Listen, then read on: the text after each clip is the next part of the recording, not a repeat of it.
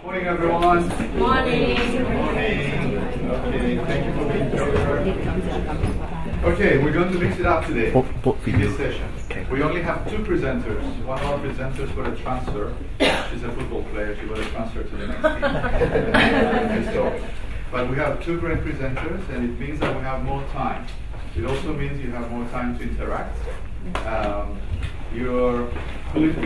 Please feel free to ask questions during the presentation and after the presentation.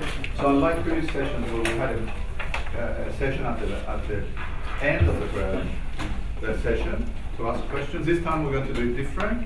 After the presentation of each presenter, you can ask directly questions to the presenter. And you can also ask direct questions to each other. Mix it up a little bit. Academics can ask questions to the industry, regardless of brand. So please mix it up a little bit. So we do it freestyle, and I am wearing sneakers today, by the way. And this is how I dress when I'm in the office, and I have 1, 2, 3, 4 members of my team in the office, and they all confirm that's how I dress in the office. Anyway, it's Friday. Every day is Friday at Vuitton, right? Yeah. So. And please feel free to ask the members of my team that are here. May I introduce Simpir. Simpir heads Louis Vuitton Indonesia, Malaysia. Hello, everyone. Hello. Sandy heads client development. Anything about marketing and client development, please feel free to ask Wendy. Wendy heads comms for Louis Vuitton South Asia. And Kate runs merchandising or as product for Louis Vuitton South Asia. So apart from asking the presenters and me, if you want to know anything about Louis Vuitton, please ask the members of my team. Right. So without much further ado, may I introduce Yash or Yashoda? Yash is fine. Yash. Okay, thank you. Take it away. Hi everyone, I'm Yash. I'm an assistant professor at TCU, which is a university in Dallas, Texas.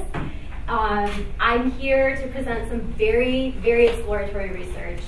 My co-author, who's also at TCU, and I are both very interested in luxury. We both take more of a strategy perspective on our projects. This is the first project in luxury we have done. So I really would love your input, and if you can engage with me, ask me questions, and really give me your feedback and recommendations, that would be great. What we are looking at, in just a quick snapshot, is India as a market. We were looking at the numbers, and huge population, lots of growth, but very small portion of the international luxury market. So we know that emerging markets in general are attractive. Large growth, India I think is at 7.3%, growing very fast. But where is this growth happening? And what we're seeing is that notably inequality in these countries are going up, especially in India. We're seeing that the top 1%, especially around 2000, really just started to overcome the bottom 50%. So right now, the wealthiest 1%, India, owns about 53% of the nation's wealth, and the number of millionaires in USD dollars is supposed to reach 480,000 in the next 8 years. Okay, so knowing some of these things, we know that luxury, we know a lot about luxury in established markets, right? So American markets, European markets. But what about luxury in emerging markets? When we were thinking about, especially the Indian market, we were thinking, well, what really makes it different apart from some cultural things? And one thing that we thought about was that there's such high inequality. It's gone up and there's a lot of inequality. Social mobility may also be high within that 1%. And perceived social stratification may still be pretty strong. So another thing that we were thinking about with the Indian market was that the knowledge structures of the brands, people are still really learning. We're not really sure how knowledgeable the average Indian is about luxury. A lot of the knowledge is probably coming from internationally, whether it be social media or traveling or relatives that live abroad. And just as a comparison, 70% of global luxury brands are in China and about 30% are in India. So obviously not where China is yet. We did just a brief profile analysis of that 1%. So these are all within that 1%. And I think that's what was so striking to me, was that when I was in India and I was talking to someone in the finance industry, he was saying that in the US we talk about the top 1%, and he said that in India the 1% is actually, it's really the 0.1% that you want to look at in India. But within the 1%, these were sort of the four profiles that we were looking at, and you see that there's the upper middle class. This is the type of family that has about 1.5 lakhs of income per month. They can go on vacations domestically. They have a loan on a 2-bedroom flat in a nice part of town. They own a car, and they can afford nice restaurants maybe once a week. The next category, which he said was the rich category, they own maybe a foreign car as well as a cheaper domestic car. They own multiple properties. They can travel abroad and maybe go on some luxury domestic vacations, and they like to go to some of the nicest restaurants and pubs quite frequently. Then you get to the elite class. So now they own a luxury car like an Audi. They can travel to Europe every year. They have children that study in the US. They like 5-star restaurants. And then finally you have the creme de la creme, and this is the family that owns the Bentley, but the children have the Audis. They like chartered planes, and their family is well known and prominent within their community. So a lot of variance within that 1%. Okay? So knowing this, I just wanted to first go to India, and I said, okay, what does the consumer think about luxury? What do they know about luxury? And so I just did some qualitative interviews at the High Street Phoenix Mall, which is one of, I think, Mumbai's nicer malls. Did not have a Louis Vuitton. But anyways, I walked around and I tackled 30 girls and individually, and I asked them some questions. And one of the first questions I asked them was, I said, can you please name me 5 brands, 5 luxury brands that you could just off the top of your head name? And these were the top 5. So you see that Gucci, Chanel, Louis Vuitton, Burberry, and interestingly, Zara were some of the top brands that were named. And what that said to me was that yes, they're familiar with luxury brands, but are they necessarily all knowledgeable, because they're associating Zara with Gucci and Louis Vuitton? And that's likely because Zara is in that mall, and so their associations are based on the infrastructure. In terms of brand awareness, I would say it was very high, right? So out of the 30, 28 could name Gucci. Louis Vuitton was at 26. When you got to Balenciaga, you got pretty low though. So again, some variation, but I would say in general, the market is pretty knowledgeable in terms of recognizing brands. I also just did some basic audits where I wanted to ask them what they owned and whether or not they considered it luxury. And so I asked them what kind of car their household had, the nicest car that they had, and whether or not they perceived it to be luxury. And here are just some of the numbers. So we had, across the board. But what really got me thinking was there was a girl that I was talking to, and I asked her what kind of car her family had, and she said, oh, we have a Mercedes. And I said, well, do you consider your family car to be luxury? And she said, no, I don't. I mean, people drive Bentleys. And that made me start thinking about the inequality aspect of it, was that there's so much inequality in India. You leave that mall, and you're in India. It's a very different world than what's in the mall. Yet, her social circle was one where she didn't consider her Mercedes to be luxury. And I thought it was interesting too that the person that had the Range Rover said the same thing. Some other things that I thought were interesting were their bags. I asked them what they had and what the nicest bag that they had was. Most of them did not carry around their nice bags. they didn't want to bring them out. So when we look at the top brands owned, Gucci would be number one and Louis Vuitton at number two.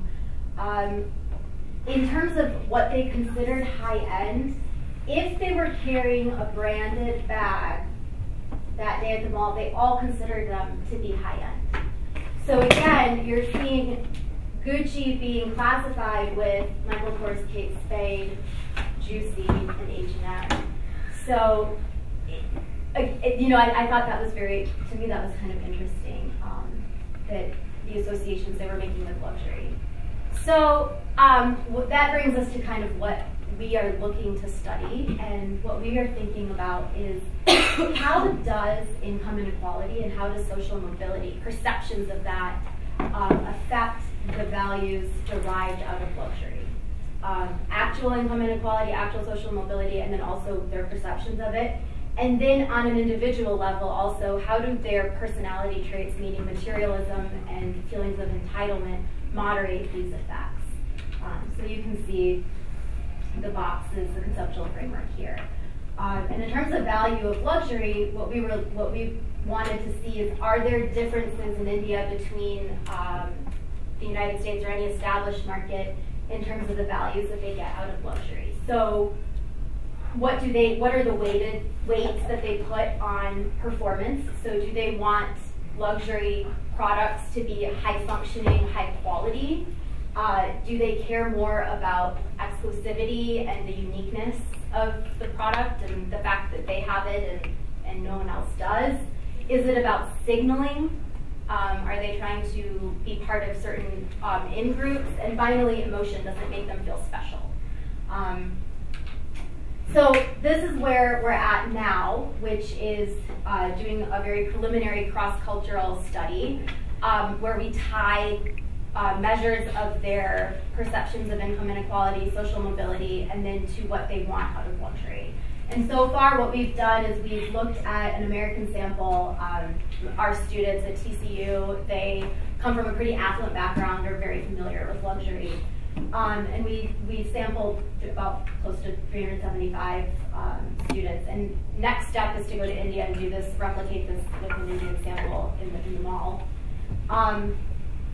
But the goal here is just to kind of see whether or not these factors work, what their correlations are, and things like that. So in terms of the American sample, we see that the 4 values of luxury hang together, so our measures do work. We did factor analysis, they all go together.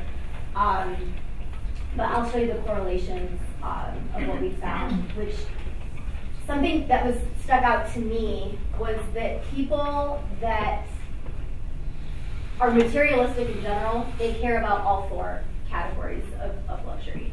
So if you're materialistic and you like things, you like nice things, and you believe that one of the measures was, I believe money can buy happiness. Those people, they cared about all 4, right? So the more materialistic you are, the more you want performance, the more you want to signal, the more exclusive you want the brand to be, and the more you want to feel special for wearing it. But when you go down to people that were entitled, you see that they no longer care about the performance of the brand. Right? So now they don't care about the functionality, they don't care about the quality. And entitlement, some of the measures that we had for entitlement were things like, I believe that I deserve special treatment. I'm more special than everyone else. Or I deserve a special break.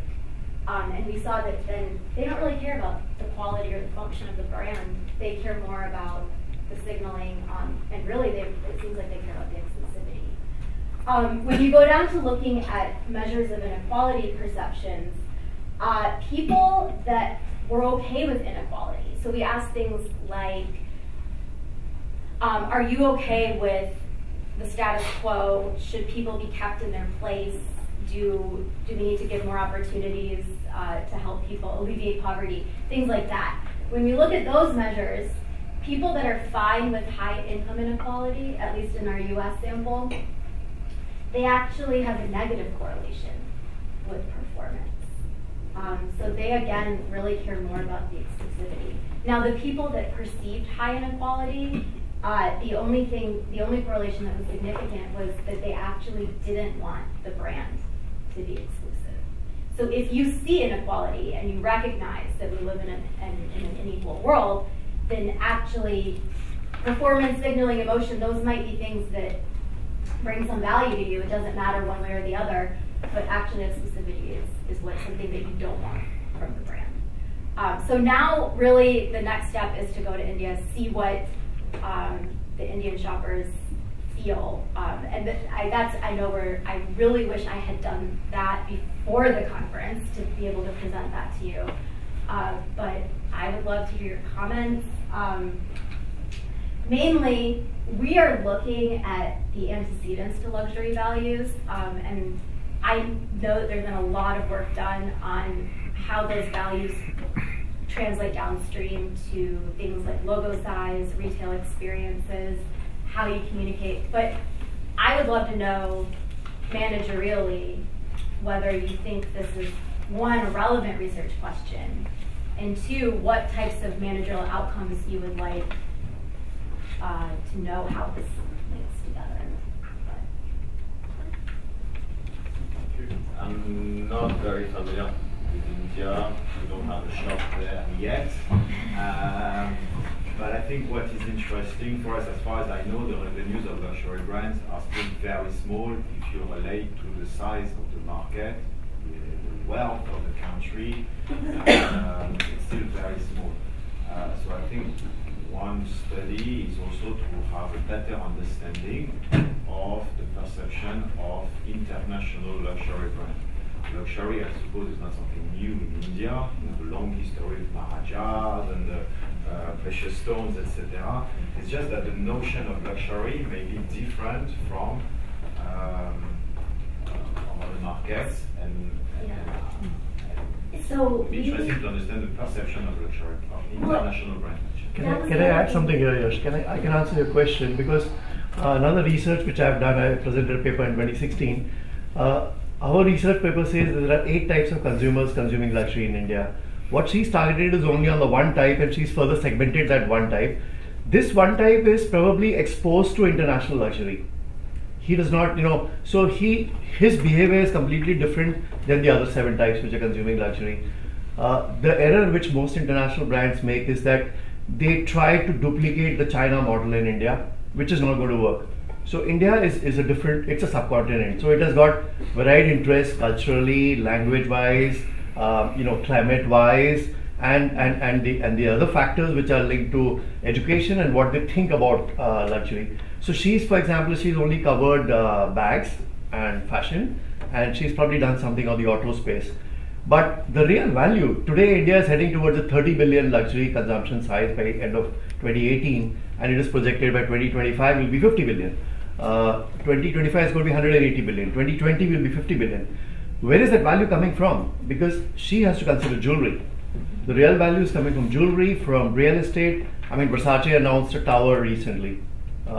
What is the price, per square foot price that real estate is selling? And that's one of the reasons why we don't have too many options for luxury brands to operate from.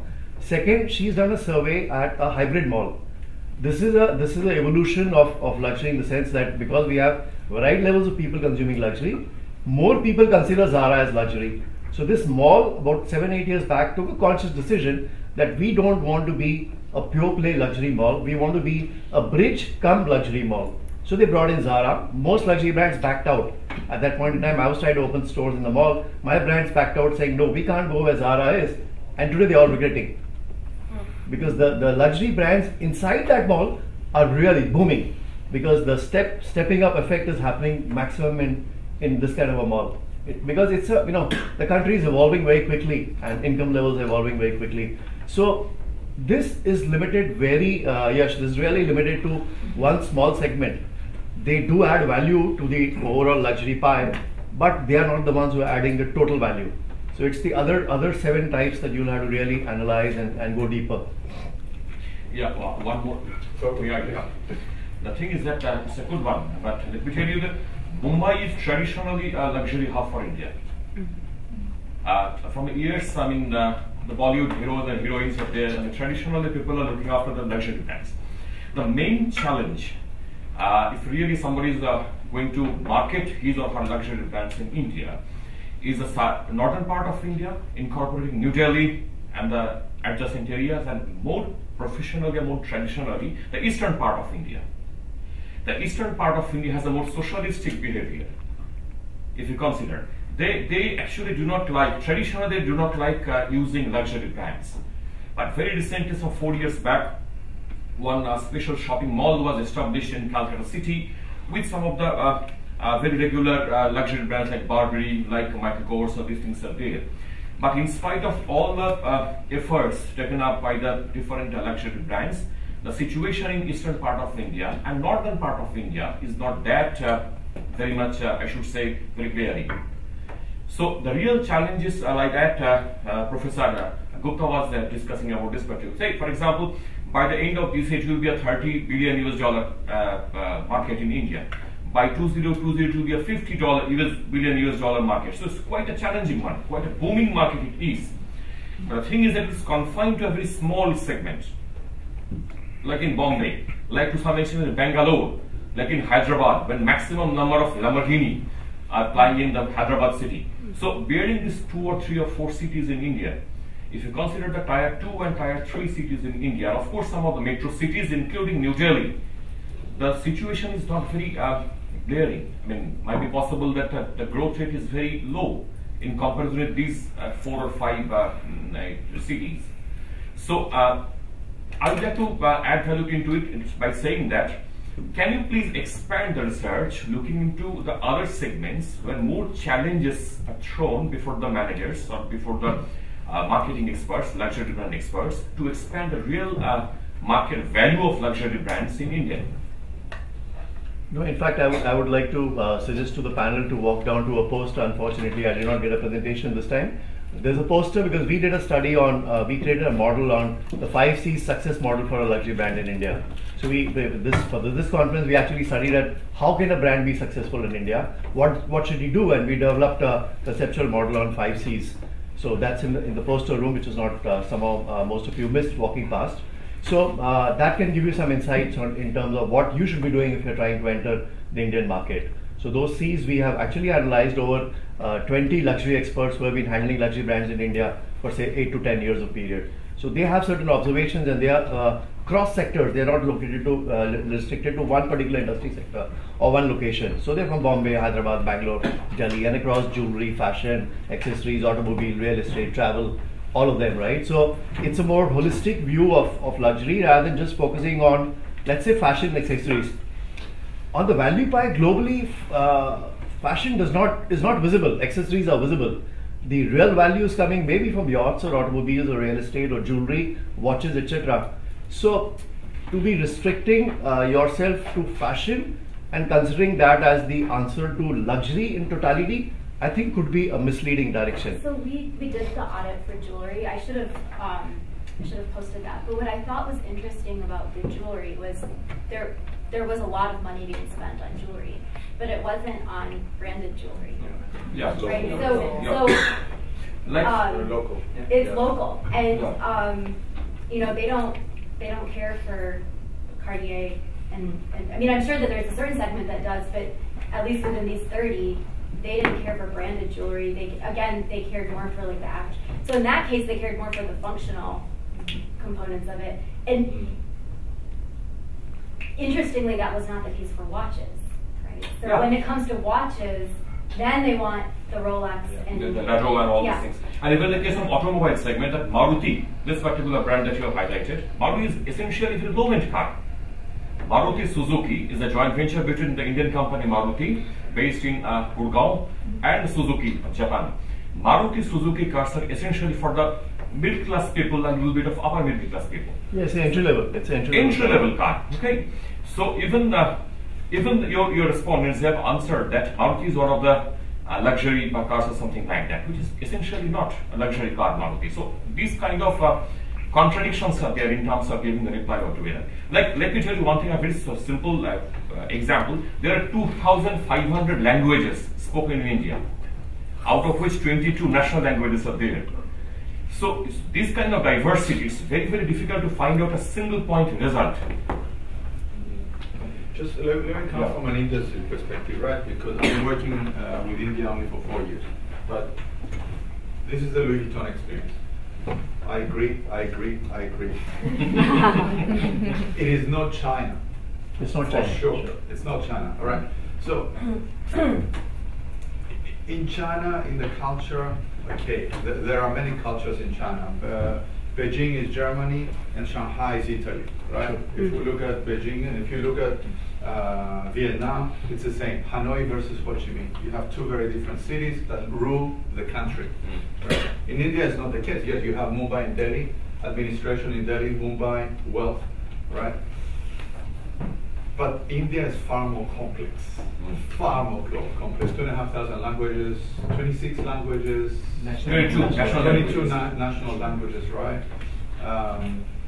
From tropical to the mountains, from east to west, very different, right? And this is my own experience. Absolutely. Absolutely. I don't think there's a homogeneous India. There is a country called India, but I don't think it's homogeneous in regards to culture. Or maybe the food. Food habits and all. Yeah, and it's still different, right? North and south are very different. So, for us, actually, New Delhi is bigger than Mumbai. Yes.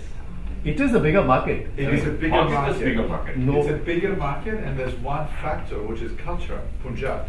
Absolutely. Closer proximity to Punjabi culture, which is far more Loud. ostentatious. Yeah. Far more ostentatious. A large percentage of our sales in New Delhi are due to Punjab culture, Punjabi, right? So show off, bling, big. Right? So it's more Delhi for us, and okay, Mumbai has a lot more potential, right? Delhi for us is at least 2.5 times bigger than Mumbai. Right? It doesn't mean that Mumbai is not big. It means that we really need to look into Mumbai.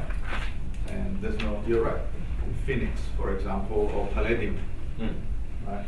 So, Zara dominates Palladium, which is a major shopping mall.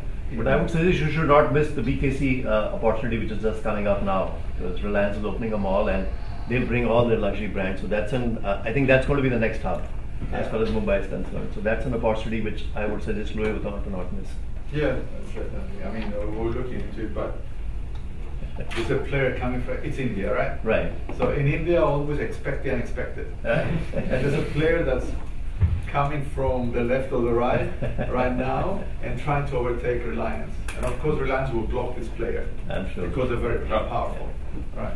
So you must be aware, Reliance has bought out Genesis, the largest group in fashion. So very, very much so. Yeah. I think for the sake of research, though, I think what we need to study is clients. At the end of the day, we need to study clients because that's what we care about. I think shopping malls and everything else, eventually the Reliance will open, and the other shopping malls will try to get in there too. For us, I think mostly we need to understand it's not so much a matter of shopping mall, but clients. Like, what do they want?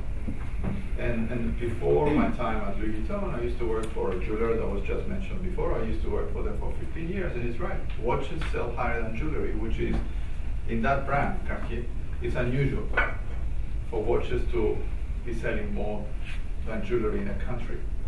And Indians tend to go for local jewelry, and they don't find value in international jewelry. They tend to, because of the taxes too, right? 30–40% is a highly protected industry, market in India. So there's a lot of taxes on jewelry. So local jewelry oversells and outshines. Maybe Tanishq from the Tata Group prefer more than. Yeah, that's right. So what I would like to see is a little bit more about the clients, and I agree, and maybe your research too on the, how many factors did you say there were? 5C model, it's a 5C model, but the 2016 paper I presented on consumer behavior from India, which is now part of the book which you must have got now, the book which they gave there. So you'll find that paper in this book, right? Yeah, the current book. So we've focused quite a lot on consumers because I spent 25 years dealing with luxury brands and clients, and I opened stores all over India. So it just led into a natural progression to create India's only luxury business school. I now I operate the only luxury business school, and we are preparing talent for brands like yours. Yeah, can I say something? I think one thing about this is also, I mean, you all were talking about a lot of facts. I mean, I'm not a native Indian, but I think for us, right, consciously, we also need to simplify matter a little bit, simplify facts, understanding on India a little bit better. Because the thing is that we all agree that India is very complex, but being complex doesn't help international brands to understand the market. And as a result, right, for 10, 20 years, right, even though we say that India is the next frontier, but international brands were hesitant to come in because they couldn't understand it better. From my perspective, I think that it could help if all the experts, right, especially from India or who understand the market very well, help us distill a few key angles of facts that we could use as a commercial brand. Sure. So to come in and really grow the market in a very specific way, that's one. Second thing, because like social media is progressing so fast, right? And even you have so many different segments, 8 segments, and then you were talking about 4 girls. But the thing is that, right, what we will be interested in is actually how do they look at things tomorrow? Forget about today, because they will follow their parents, but we have seen the world, right, where kids start to lead the parents in terms of trending. So why don't we do a specific understanding on these girls? What are they thinking about now? What do they think about their future? How do they look at things differently? So that we could start to get into a step into the future rather than looking at current. I think we have done the current many years, and maybe it's not so easy to navigate for us. Sure. That's how I feel. I would suggest you to again read both my papers, and I think most of your questions will get answered. Yeah.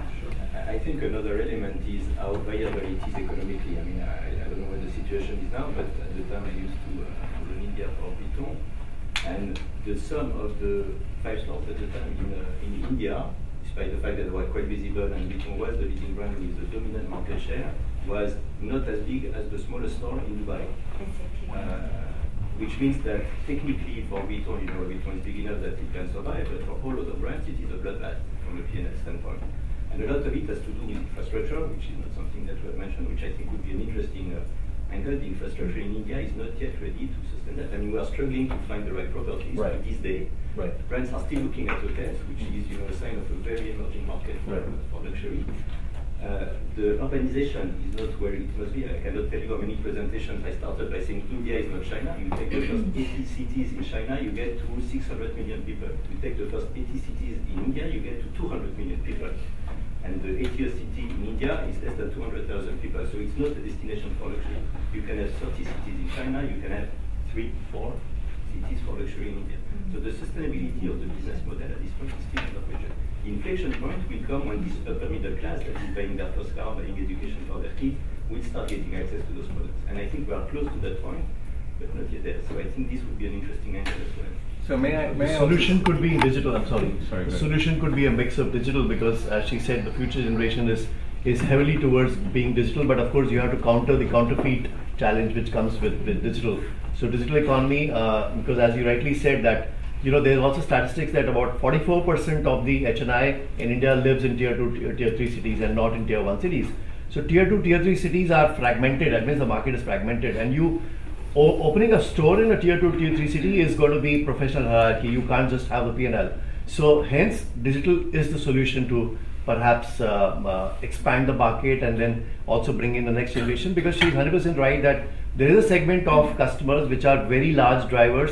Their children are driving them to luxury because the parents have worked very hard post-partition, and they believe that luxury is not for me, I have to work hard. But the children have studied abroad and they are pushing the parents to start absorbing in luxury, which is a huge segment. Then we have returning NRIs like Yash coming back to India. The global slowdown is bringing NRIs who spent like 30 years abroad. Their kids have changed completely. They are used to the luxury brands and they have to have that. That's the fulcrum of Gurgaon. So you go to Gurgaon, it's like Singapore, right? So that's the fulcrum, because these are all MNC guys, and there was a brain drain in the 60s, and in the 2010 we started the reverse brain drain. All the guys in my generation are coming back, but we are a different lot altogether, right? So culturally, this group, Gurgaon has the highest GDP of India, highest GDP, right? So there are malls coming up in Gurgaon, so there are opportunities coming up. It's not that, so it's a slow process, because for the government, the policy makers, luxury it's too small. That's why they're not able to focus on, so the Italian brands have been doing, for French brands have been working with the government for many years. Altacama has been doing it for the last 15, 20 years, trying to influence, So Armando, I've seen him grow old. He came as a young man and he's now gone old, trying to change the government policy, but it doesn't change because, sorry, please.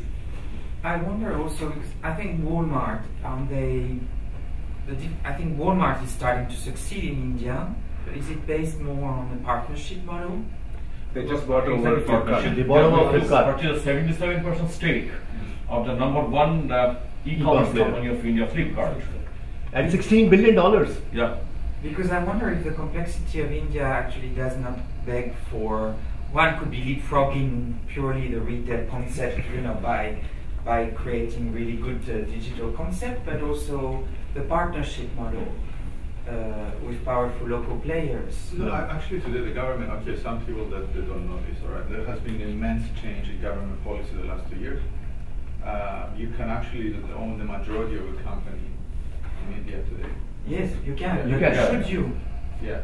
So that's the question. But there's another point that people didn't see, because the current government was very clever. Everybody focused on the increase of VAT or GST in India. They didn't realize the government reduced the duties on luxury goods. Yeah. Yes. So our P&L very subtly. Actually went very down. subtly. Everybody spoke about GST, but the government just reduced the custom duties. Exactly. Which so the for cost of selling goods has actually improved now in luxury brands. Yes. So actually for us right now, we didn't increase prices, even though there was a GST hike, because we got the benefit at the import. So we didn't pass down a price increase to the clients. We just basically balanced our P&L, and we got the benefit that import duties, our import duties were reduced. And people don't realize that. So the price differential today in India is not as big as it used to be before. Absolutely. It's not as big, even though the GST, there's a wrong impression that the GST increased prices. It didn't increase prices. It actually made companies more profitable in India, and people don't realize that, right? So you don't see it, we don't advertise that and everything else. So, and this year, 2018, last year was one of our best years ever in India, and this year we have high double-digit growth in India. India is coming back, just people haven't woken up to it yet, and we don't know how to decipher the new clients. And I agree with you that there's these girls coming back and guys coming back to the country that are US educated or London educated or overseas educated, that they have a different perception to luxury than their parents. Absolutely. And they're changing things around. Like there's the same demand, and I think my team can confirm that when it comes down to, I spoke about Archlight, our new oversized sneaker for women, right? Okay, we could launch it, we can sell the whole quantity in Singapore in 1 week if we had stock, right? We don't have stock, right? Over 3 days. In 3 days, we could sell the whole production in 3 days. But we don't have stock, and we have, you have to order it.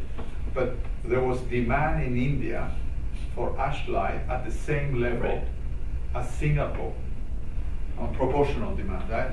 It doesn't mean that India didn't want this sneaker, which is, how much do we sell it for? I think over $1,600, right? 1,000 euros, right?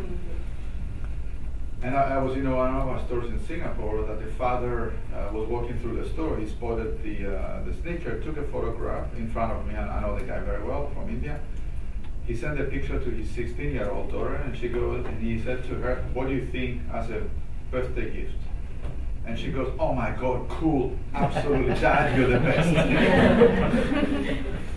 And he bought it. It's like, and he's from India, right? So these kids, they're highly sophisticated, and they're different than the previous generation. So we would like to know more about these kids. We would like to know more about these. Do we call them Generation Z or Millennials? I'm not sure. They're Z. In fact, they're Z. They're not millennials. No, they're not. No, not exactly. I mean, in fact, we showed in our research, this was the first station, that when the teenagers are going to be the emerging the market, maybe they have the certain problem of the uncertainty things are there, that they are suffering from uncertainty in terms of the purchase habits, but they're demanding something from their parents. Like for example, they showed you an example of a standard 10 student, aged 14 or 15 years. He demanded a rattle watch from his father after he passes an examination, public examination standard 10. How old was the kid? 14, 15 years, Wow. 14, 15. Wow. Around $3,000. And his father gifted him that. In Calcutta city, which is not traditionally known for a very luxury brands or more socialistic attitude among the people over there. So this morning we will be discussing about the role of this. We are not millennials, we are just teenagers because we are more engaged with the teenagers. So it's a good market. It's a very emerging market across India because we collected data from across 5 cities, including New Delhi, Bangalore and Hyderabad. It showed that yes, they are very much in favor, and of course they are in favor of doing social consumption motivation, to show off that I'm using this, I'm using that, this brand or that brand, given the fact that they're suffering from one major hindrance that is known as uncertainty. Because they are getting influenced by the peer groups, by the social media, they don't have the very minute ability to distinguish between what is good or what is bad or something like that. So given the fact that this is a negative influencing factor. Otherwise, these children aged between 12 to 18 years, they are going to emerge as one of the biggest markets in India. Very interesting. Yeah, so maybe that's the direction. These new young kids or millennials and young kids. No millennials. Only teenagers. Only teenagers. No, for you it's teenagers, but we are interested in teenagers and millennials. To see what their demands are, I think. What the demands are. I think If a 14-year-old kid demands a rattle watch from his father, okay, and that particular, and he gifted that particular, for example, one more example was there that somebody demanded a car. Maybe, for example, the car is around, maybe in Indian rupee, it's around 3 million Indian rupee. That is more or less equivalent to around $6,000, 7,000 US dollar. And his father gifted. Yeah. Christopher, I was just wondering, so we could actually move on. Yeah, Sure. Because we need to probably get to the second. We have one more, right? Yes. We don't have 3 now, but we have 2. Yeah, true. Okay. Yeah. But yes, sure. Yeah, thank you very much. Okay, we're going to introduce Shilpa. Sorry, can I just ask the professor one question? Yeah. So, Professor, it's very interesting that you talk about Gen Z, which is age 14, that you requested for a rattle watch and he was gifted one. But what we've also observed is the millennials, once they go overseas, they prefer to purchase overseas. So what are the steps you think and you perceive that brands can do in order to still retain the attention and the spend within the country? The thing is that if you consider the millennials, not the teenagers, because generally the millennials after reaching 18 years, they go abroad for further studies or something like that. In many of the cases or many of the times, it was observed not exactly us, but the previous literature says that whenever they are going abroad, they have a kind of propensity to purchase. One of the cases is the show off. One of the major areas, because these kids, when we are going to for study abroad or something like that, they are getting attracted by the brands that are over there, and they prefer to purchase a brand. Factor number 1 is they can show it off to their peer groups back to their country, back to India. Or one more fact is that they want to spend their money, because in India right now the average income level has been very high compared to the last 5 years or 6 years. So they have the more ability to spend money, and they are more showing the propensity towards the big brands overseas, so that they can come back, they can introduce the brand into Indian market, so that their peers are getting influenced by the introduction of those brands altogether. So this is one kind of the fact that most of the millennials who are going abroad for study, they are showing their inclination towards the brands, especially the overseas big brands. Actually, what is happening is most millennials are studying abroad because college admissions are very difficult in India for bright students. They come abroad. So, like my children, they all studied abroad, but there are no jobs abroad, so they come back home. When they come back home, they influence the next generation, which is the teen generation. For millennials to teenagers. So we can't ignore the millennials. They are immediate customers. We need to make it convenient and then obviously work in the future. Sure. Thank you. Thank you, everyone. I think we can discuss a little bit more later on, maybe during lunch. Very interesting, but it will be interesting to know more about clients. Sure. But the truth is, for us, Indians in general, as clients, they're becoming a bigger and bigger nationality abroad. Yes. So much bigger nationality than they used to be. So that even in Singapore, our Indians are shopping in India luxury are increasing. Okay, so Shilpa, thank you very much.